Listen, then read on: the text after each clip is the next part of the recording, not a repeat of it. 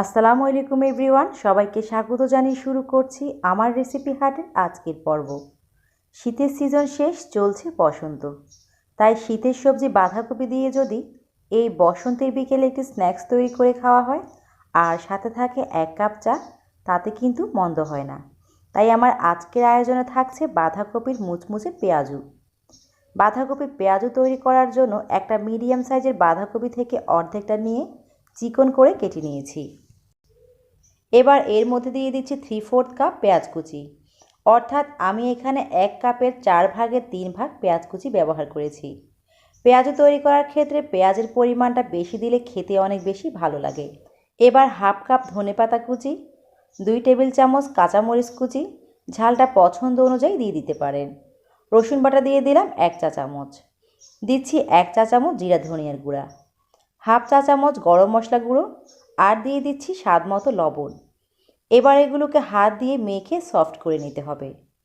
আর এটা যখন মাখানো হয় তখন এর থেকে অনেকটাই পানি বের হয়ে যায়। এখন এর সাথে আমি বেসন অ্যাড করব। প্রথমে এখানে আমি 1 কাপ বেসন আর দিচ্ছি 1/4 কাপ চালের গুঁড়া। অনেকেই হয়তো বলতে পারেন বেসনের পরিবর্তে ময়দা ব্যবহার করা যাবে কি না।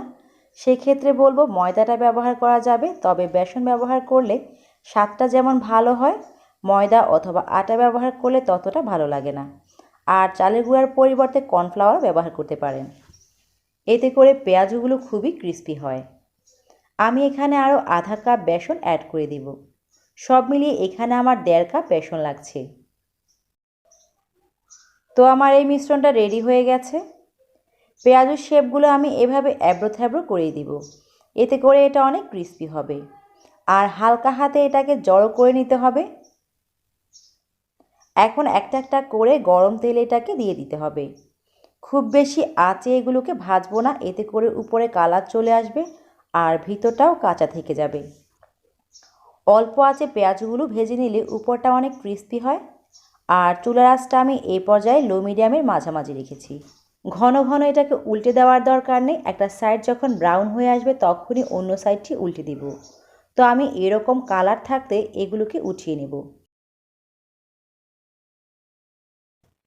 এখন আপনি এটাকে সার্ভ করতে পারেন আপনার পছন্দের যে কোনো সসের সাথে। এটা অনেক বেশি মজার এবং অনেক ক্রিস্পি। শব্দ শুনে নিশ্চয়ই বুঝতে পারছেন এটা কতটা ক্রিস্পি হয়েছে। অবশ্যই এটা আপনারা বাসায় ট্রাই করে দেখবেন। রেসিপিটি ভালো লাগলে ভিডিওতে একটা লাইক দিয়ে দেবেন।